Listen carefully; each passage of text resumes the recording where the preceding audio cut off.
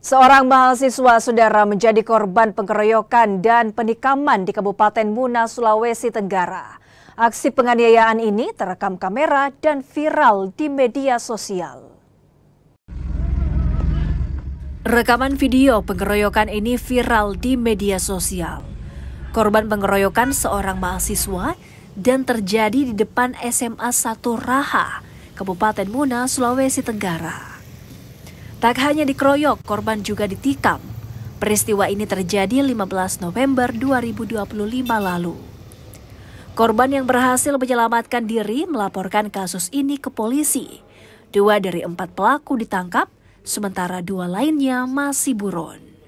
Yang datang ke kantor kepolisian sektor Patobu pada hari Sabtu, tanggal 15 November 2025 kurang lebih pukul 15.00. Sehubungan dengan adanya laporan pengaduan dari masyarakat tersebut, pihak kepolisian langsung bergerak cepat menindaklanjuti laporan aduan dari masyarakat.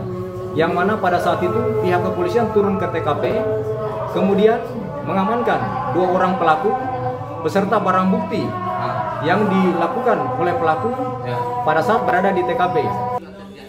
2 pelaku yang ditangkap kini ditahan di Mapolsek Katobu. Polisi juga masih mendalami motif penganiayaan ini. Para pelaku dijerat pasal 170 ayat 2 KUHP dengan ancaman hukuman maksimal 7 tahun penjara. Devrianto Neke, Kompas TV Bau-Bau, Sulawesi Tenggara.